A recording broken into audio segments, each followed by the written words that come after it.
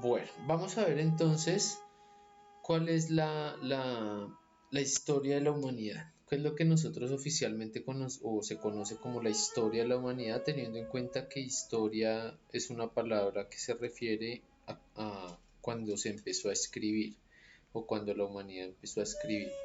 Entonces, eh, esta historia que les voy a contar, hay que tener en cuenta lo que les digo, o sea que hace referencia a una especie de mito porque hace referencia a cosas que estaban escritas en estas tablillas, que pues apenas son unos ejemplos. Se han encontrado miles y miles de tablillas que en realidad eran como libros en los cuales se registraron muchas historias, que ya vamos a hablar de ellas. Y la idea es que entendamos esto, o sea, los mitos, vuelvo y digo, no son mentiras, hablan de realidades y hablan de historias que realmente pasaron, aunque los contextos y las formas de adornarlo tengan pues estilos literarios, por decir, por llamarlo de alguna manera, que hacen variar ciertos detalles, pero en sí la esencia de la historia está ahí. Entonces, uno de mis objetivos siempre fue saber cuál era el real origen de la humanidad que yo presentía por algún motivo que no era el que me habían dicho. Entonces, ¿qué es lo que se supone que sabe? Y la mentira parte del mismo punto donde debe partir la verdad. Y es los sumerios hace entre 4000 y 3000 años antes de Cristo.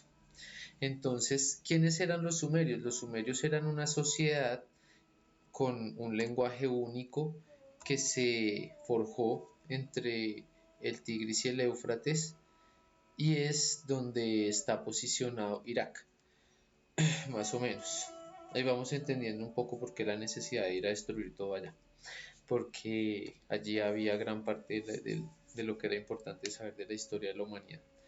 Entonces, en este lugar se han encontrado muchísimas tablillas que reconstruyen lo que era esa cosmovisión y esos como mitos fundacionales de cierta forma de estas personas. En toda esta zona, hasta Egipto que queda por acá, pues también crecieron diferentes ciudades y tipos de civilizaciones pues relativamente avanzadas. Entonces, ¿qué es lo importante de esto para el punto de vista tradicional? Que para el punto de vista tradicional es un hito histórico de la evolución social y el desarrollo humano, pasar de ser nómada a pasar de ser sedentario por una razón, y es que para poder ser sedentario y construir lo que ellos construyeron, como este tipo, es una representación, pero este tipo de ciudades, palacios, monumentos, sistemas de acueductos complejos, bueno, para todos esos desarrollos se requiere muchos recursos y muchas personas, mucho personal de trabajo. Entonces, para poder concentrar eso, la sociedad debía dejar de recorrer y estacionarse. Entonces, el sedentarismo y la agricultura, eh, digamos que se supone que son las bases sobre las cuales se sientan las sociedades como complejas humanas, ¿sí?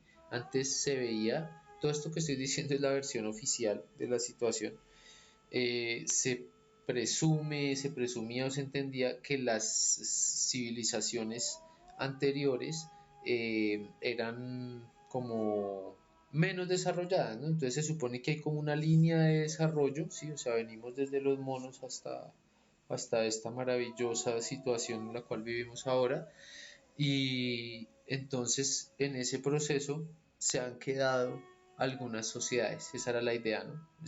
Y esa es la misma idea que hay sobre los países subdesarrollados con respecto a los desarrollados. O sea, solo hay una forma de hacerlo.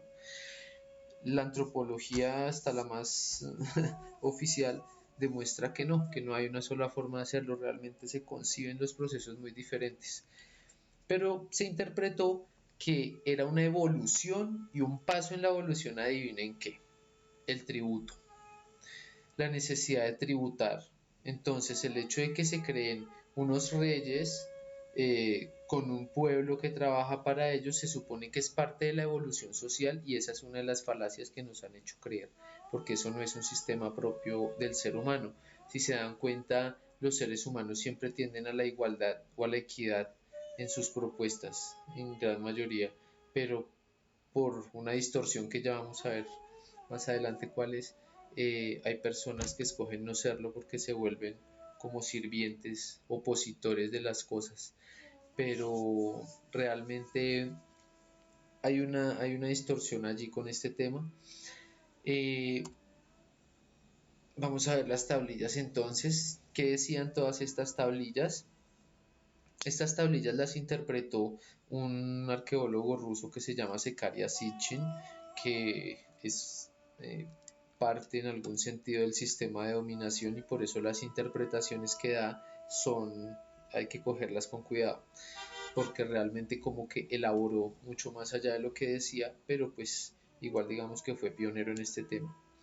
Estos eran los tipos de tablilla que explicaban pues muchísimas cosas sobre el espacio, sobre el tiempo y demás, pero en especial nos contaba la historia de la creación o una versión de la historia de la creación donde unos seres extraterrestres venían al planeta Tierra por unos motivos especiales y nos crean a nosotros con un fin y es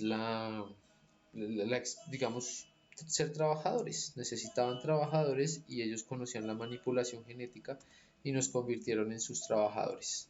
Entonces, de esto se trata la siguiente parte de la historia.